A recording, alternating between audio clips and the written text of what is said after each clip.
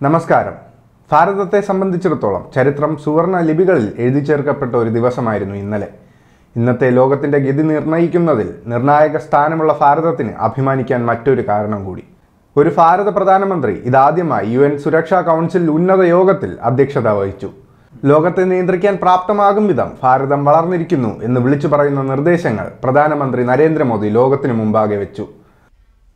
Excellencies, समंदर हमारी साझा धरोहर है। हमारे समुद्री रास्ते इंटरनेशनल ट्रेड की लाइफलाइन है और सबसे बड़ी बात यही है कि ये समंदर हमारे प्लेनेट के भविष्य के लिए बहुत महत्वपूर्ण है। लेकिन हमारी इस साझा समुद्री धरोहर को आज कई प्रकार की चुनौतियों का सामना करना पड़ रहा है। पायरेसी और आतंकवाद के लिए समुद्री रास्तों का दुरुपयोग हो रहा है।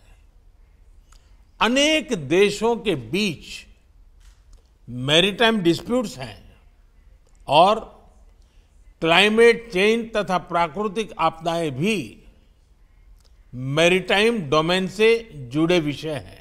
സമുദ്ര സുരക്ഷയ്ക്ക് തുരങ്കം വയ്ക്കുന്ന ഭീകരവാദ ശക്തികളെ നേരിടാൻ കൂട്ടായ സഹകരണം വേണമെന്ന് UN സുരക്ഷാ കൗൺസിലിൽ പ്രധാനമന്ത്രി നരേന്ദ്രമോദി പറഞ്ഞു.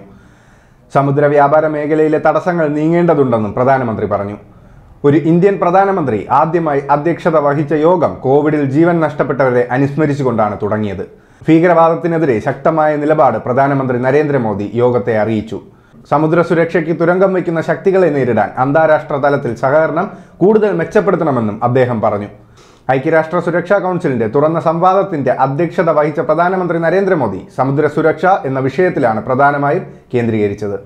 ഭീകരത, കടൽക്കൊള്ള എന്നിവയ്ക്കായി സമുദ്രപാതകളെ ദുരുപയോഗം ചെയ്യുന്നതായി പ്രധാനമന്ത്രി നരേന്ദ്രമോദി പറഞ്ഞു.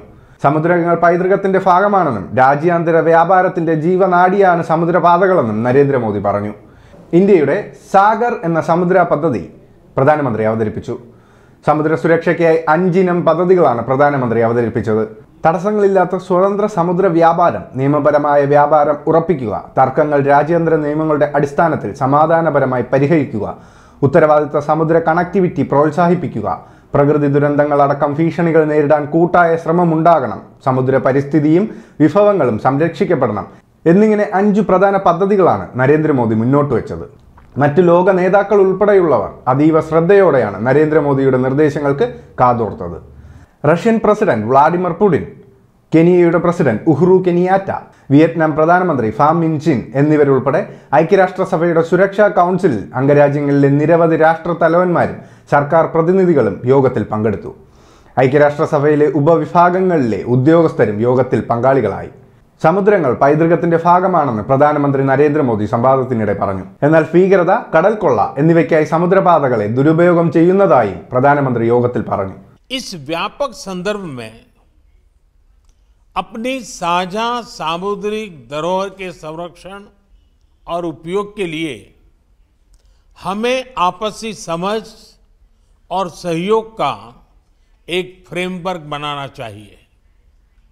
ऐसा फ्रेमवर्क कोई भी देश अकेले नहीं बना सकता. ये एक साझा प्रयत्न से ही साकार हो सकता है. इसी सोच के साथ हम इस महत्वपूर्ण विषय को सुरक्षा परिषद के समक्ष लेकर आए हैं. मुझे पूरा विश्वास है कि आज की हाई लेवल चर्चा से विश्व को मैरीटाइम सिक्योरिटी के मुद्दे पर मार्गदर्शन मिलेगा. एक्सेलेंसीज, इस मंथन को स्ट्रक्चर देने के लिए मैं आपके समक्ष 5 मूलभूत सिद्धांत रखना चाहूंगा. पहला सिद्धांत, हमें मैरीटाइम ट्रेड में बैरियर्स हटाने चाहिए. हम सभी की समृद्धि मैरीटाइम ट्रेड के सक्रिय फ्लो पर निर्भर है. इसमें आई अड़चनें पूरी वैश्विक अर्थव्यवस्था के लिए चुनौती हो सकती है. फ्री मैरीटाइम ट्रेड भारत की सभ्यता के साथ अनादि काल से जुड़ा हुआ है। हजारों वर्ष पहले सिंधु घाटी सभ्यता का लोथल बंदरगाह समुद्री व्यापार से जुड़ा हुआ था। प्राचीन समय के स्वतंत्र मैरीटाइम माहौल में ही भगवान बुद्ध का शांति संदेश विश्व में फैल पाया।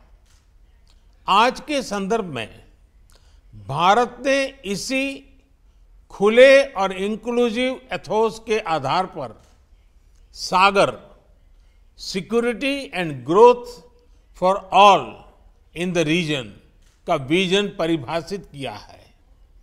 इस विजन के जरिए हम अपने क्षेत्र में मैरीटाइम सिक्योरिटी का एक इंक्लूसिव ढांचा बनाना चाहते हैं। यह विजन एक सेफ, सिक्योर और स्टेबल मैरीटाइम डोमेन का है। फ्री मैरीटाइम ट्रेड के लिए यह भी आवश्यक है कि हम एक दूसरे के नाविकों के अधिकारों का पूरा सम्मान करें। दूसरा सिद्धांत, मैरीटाइम डिस्प्यूट्स का समाधान शांतिपूर्ण और अंतर्राष्ट्रीय कानून के आधार पर ही होना चाहिए। आपसी ट्रस्ट और कॉन्फिडेंस के लिए यह अति आवश्यक है। इसी माध्यम से हम वैश्विक शांति और स्थिरता सुनिश्चित कर सकते हैं। भारत ने इसी समझ और मैच्योरिटी के साथ अपने पड़ोसी देश बांग्लादेश के साथ अपनी मैरीटाइम बाउंड्री को सुलझाया है।